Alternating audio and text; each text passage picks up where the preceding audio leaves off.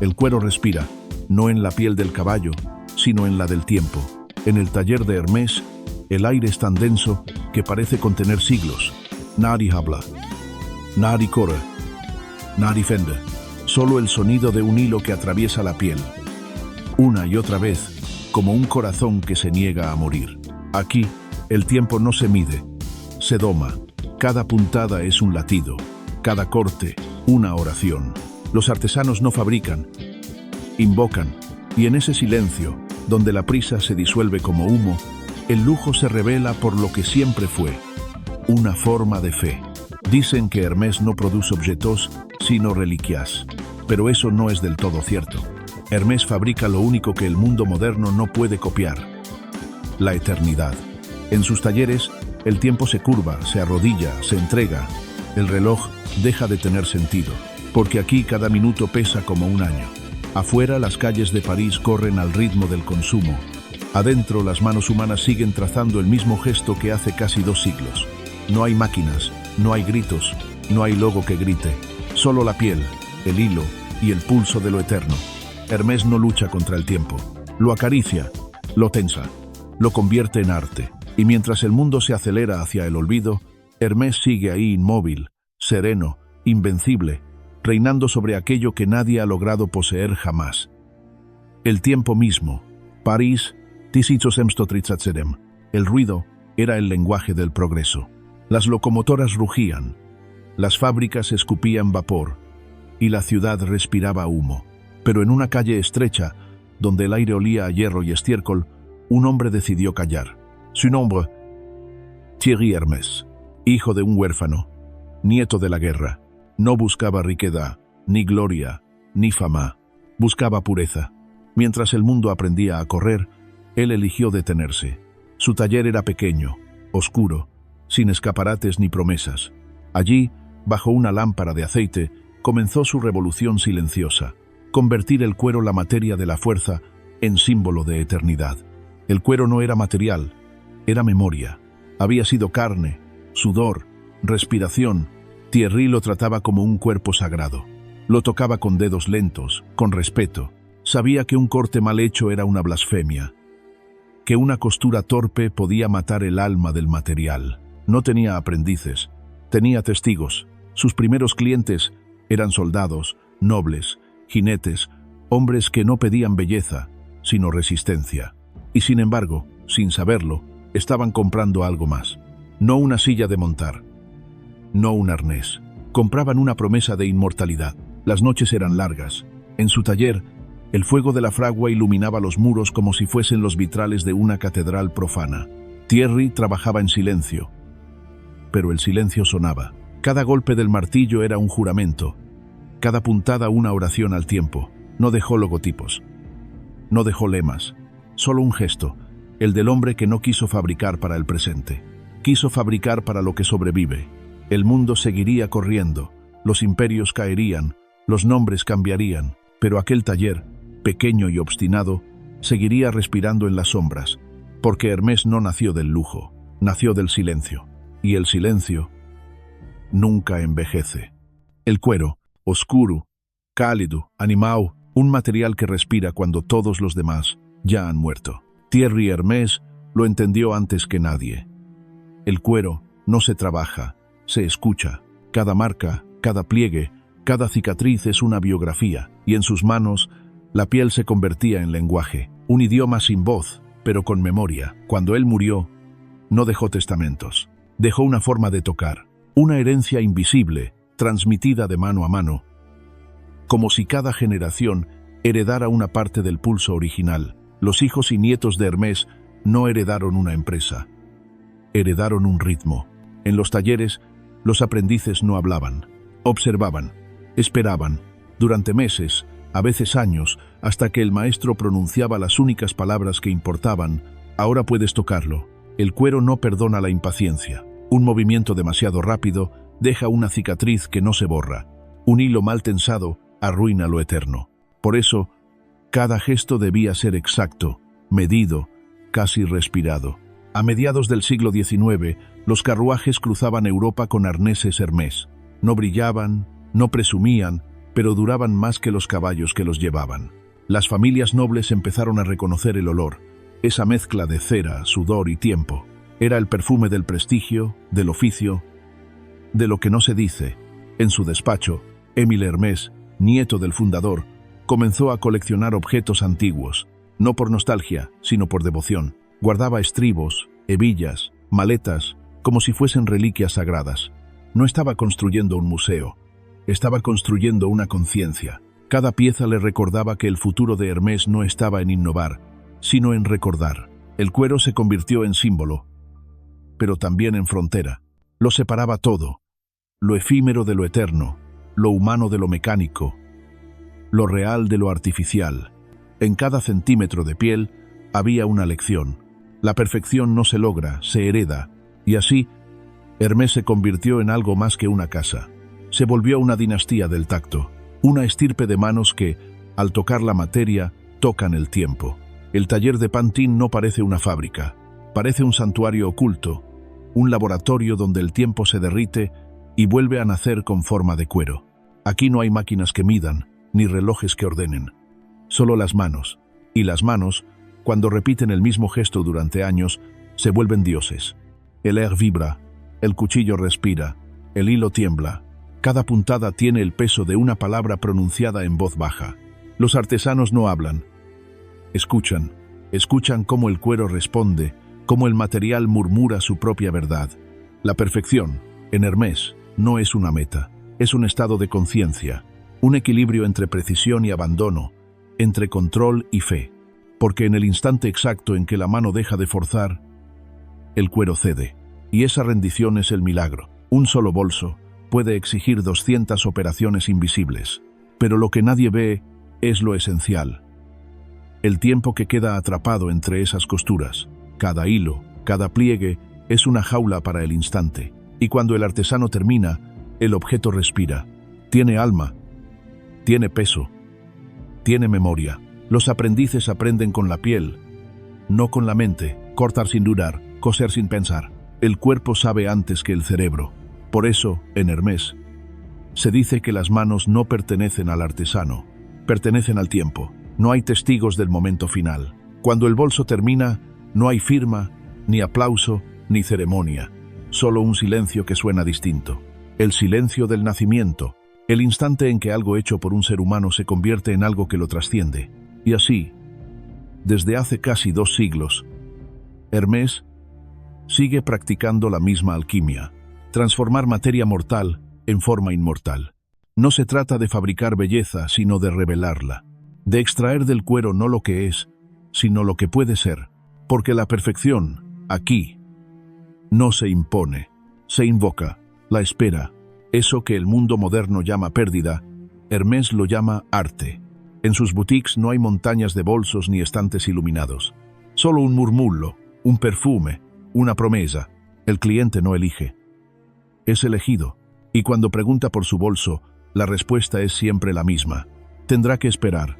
Nadie sabe cuánto. Semanas. Meses. Años. Pero en esa incertidumbre, el deseo crece. La espera se convierte en un rito, en un purgatorio sagrado. Porque el lujo verdadero no está en tener, sino en aguardar. Fuera, el mundo arde de urgencia. Todo es ahora. Todo es instantáneo. Todo es desechable. Dentro, el tiempo se curva. Cada minuto se vuelve espeso, lento, casi táctil. Es el precio invisible de la perfección. Pagar con paciencia. Grace Kelly lo entendió. No compró un bolso. Compró un símbolo. El día que alzó su Hermès para ocultar su embarazo, convirtió la espera en mito. Jane Birkin, sin saberlo, hizo lo mismo en un vuelo de Air France. Su deseo se volvió eternidad. El azar se transformó en leyenda. El cliente de Hermès no sale con una bolsa naranja, sale con un vacío precioso, un espacio que se llena con expectación, con fantasía, con tiempo, porque Hermès no entrega objetos, entrega demoras. Cada pieza terminada es una victoria contra la prisa, una declaración silenciosa.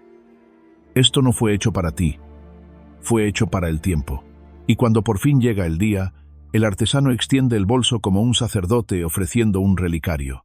El comprador tiembla, no por el precio, sino por el peso del instante.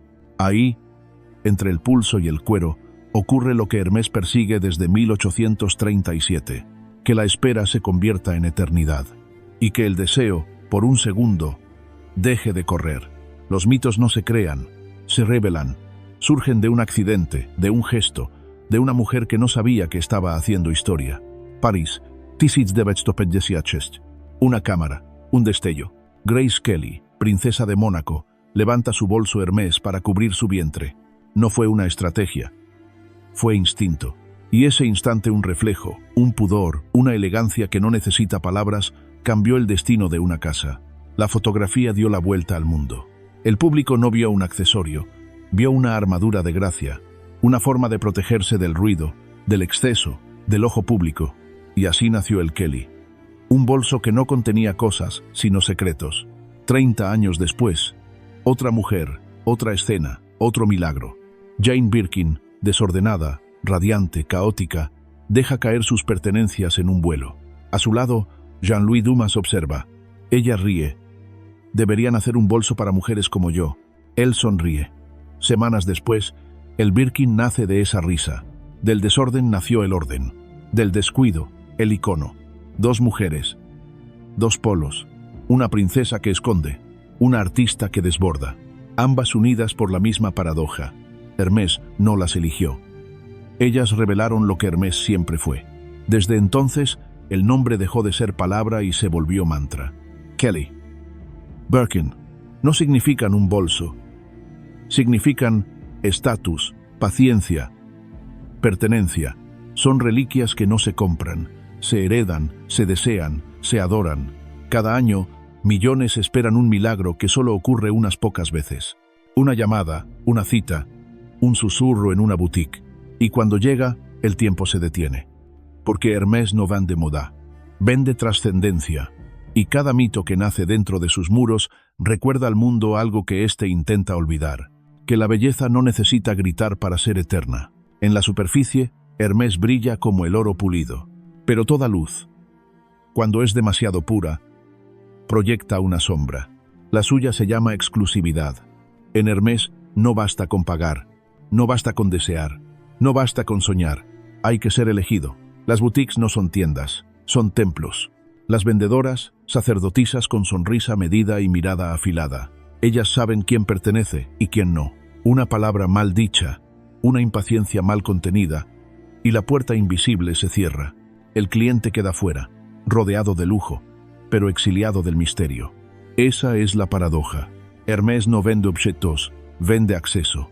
El deseo más caro del mundo no es el que se cumple, sino el que se niega. Llaman a esto la estrategia del rechazo, pero no es estrategia, es filosofía. La casa aprendió que el silencio seduce más que el ruido y que la escasez es la forma más elegante de control. En sus talleres, los artesanos trabajan en calma, pero en sus boutiques, el deseo arde como fiebre. Cuanto más difícil es obtenerlo, más profundo el anhelo. El no disponible se convierte en promesa divina. Algunos lo llaman arrogancia, otros, arte. Hermés lo llama orden, un orden que separa lo común de lo sagrado, lo inmediato de lo eterno. Porque si todo el mundo pudiera tener un Birkin dejaría de tener alma. El alma necesita distancia, misterio, prohibición. Y así, la casa convirtió la exclusión en una sinfonía, una coreografía perfecta donde cada negación suma valor, cada espera alimenta el mito, cada silencio sostiene la fe. En un planeta saturado de abundancia, Hermés se atrevió a crear la carencia, y en esa ausencia calculada, en esa sombra precisa, nació el verdadero poder. El lujo no está en lo que posees, está en lo que el mundo no te deja tocar. Pantin, a las afueras de París. Un edificio sin letreros, sin vitrinas, sin promesas. Desde fuera, nadie imaginaría que dentro se custodia el corazón del tiempo. El aire es espeso, tibio, con olor a cuero recién cortado. No hay música, no hay relojes, solo un zumbido leve. El roce del hilo encerado al pasar por la piel. Aquí no hay obreros, hay guardianes, hombres y mujeres que llevan décadas repitiendo los mismos gestos. Sus manos son oráculos, sus herramientas, reliquias. Cada mesa es un altar, cada puntada, una oración. El silencio no es ausencia de sonido, es una presencia, una fuerza que gobierna el ritmo, que impone respeto. Nadie grita, nadie corre. El tiempo aquí no pasa, se posa. Un aprendiz pasa años mirando antes de tocar. Primero aprende a observar el cuero, a distinguir el sonido de la piel buena de la imperfecta, a sentir con los dedos el pulso que late debajo del material. Solo cuando el maestro asiente con un leve gesto, puede empezar. No con tijeras, no con hilo, con respiración. Hay una regla no escrita. Si no escuchas al cuero, no trabajes hoy. En Hermès, el taller no produce, revela, no crea cosas. Libera formas atrapadas en la materia. Los objetos no se fabrican, se despiertan. Los visitantes lo llaman fábrica. Los iniciados saben la verdad. Es un templo, un lugar donde la perfección no es meta, sino fe, donde el trabajo manual se convierte en liturgia. Cuando cae la tarde y la luz atraviesa las ventanas, el cuero brilla como si respirara. Entonces, uno entiende. Hermès no es una empresa, es una religión sin profeta, una catedral hecha de manos, una oración tejida en piel. El tiempo, todos lo temen. Hermès lo escucha. Desde el primer día, la casa entendió una verdad que el mundo moderno ha olvidado. Lo que se hace despacio, permanece. Mientras la industria corre tras la novedad, Hermès camina hacia el origen. Su revolución no es tecnológica, es espiritual. Cada objeto que nace en sus talleres es un manifiesto contra la prisa, una declaración muda que dice: no hacemos moda, hacemos permanencia.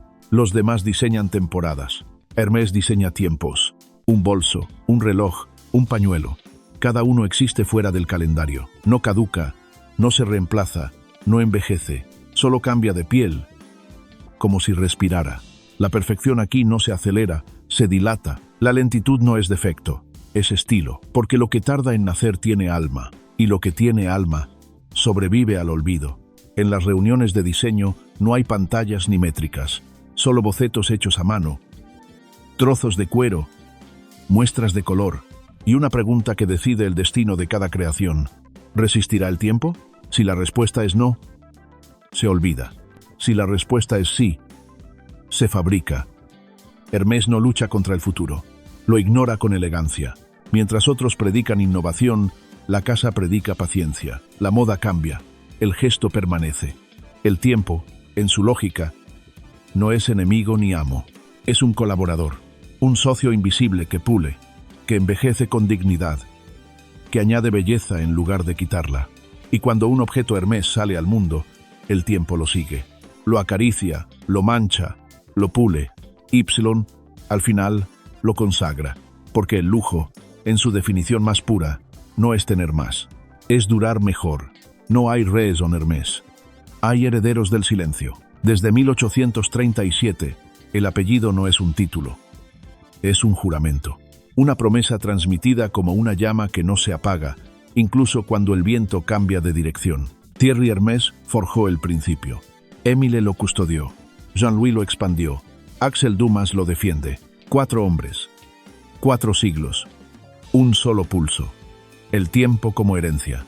En un mundo donde las marcas se compran y se venden como trofeos, Hermès sigue siendo un territorio cerrado.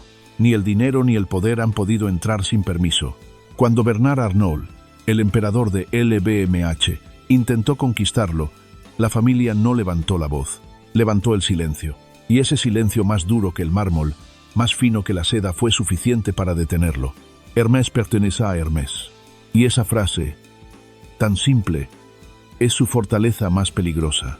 No hay accionistas que dicten, no hay corporaciones que respiren dentro. Solo sangre, manos y memoria. El despacho de Émile aún existe. Muebles de madera oscura, paredes cubiertas de reliquias ecuestres, bocetos amarillentos. Nada cambia, nada se renueva, porque en Hermès lo antiguo no es pasado, es estructura. Jean-Louis Dumas abrió la puerta al mundo, pero nunca dejó que el mundo entrara demasiado.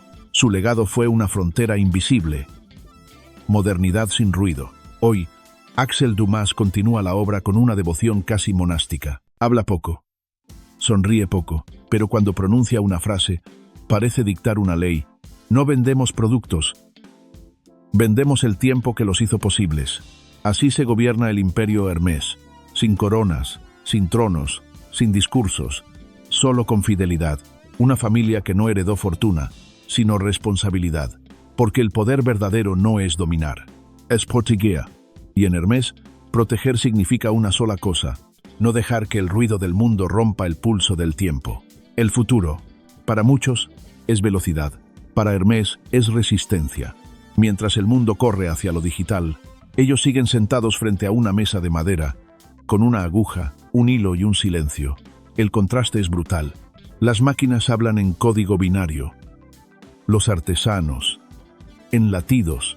En un laboratorio oculto en París, Hermès experimenta con nuevos materiales, piel reciclada, fibras vegetales, curtidos sin químicos.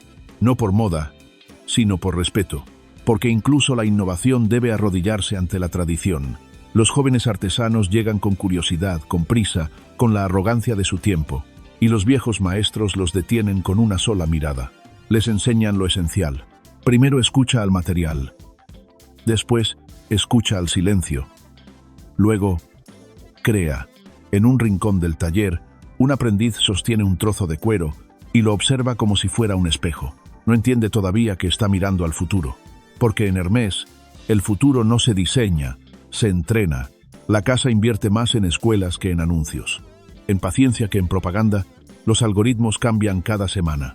El gesto de la mano que cose un Birkin lleva 2 siglos siendo el mismo.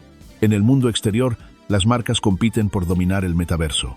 Hermès sigue dominando lo intangible. La fe, la lentitud, el tacto.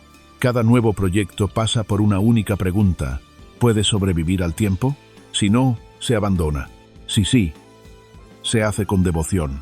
Axel Dumas lo repite como un mantra: no queremos ser modernos, queremos ser necesarios. Y en ese credo, Hermès avanza sin moverse. Sus manos, las mismas que cosen, son también las que sostienen el porvenir. Porque mientras el mundo escribe el futuro en pantallas, ellos lo escriben en cuero, no con luz azul, sino con piel y alma. El tiempo no muere, solo cambia de forma. En el taller de Pantin, una artesana termina su última puntada. El hilo atraviesa la piel. Respira. Se detiene. Ella no firma la obra. No hace falta. En Hermès, la autoría pertenece al tiempo. El bolso descansa sobre la mesa. La luz cae sobre él como sobre una reliquia. No hay aplausos. Solo un silencio que pesa más que el oro. El instante exacto en que algo hecho por manos humanas se vuelve eterno. Afuera, el mundo corre. El ruido, la prisa, la obsolescencia. Dentro, la calma.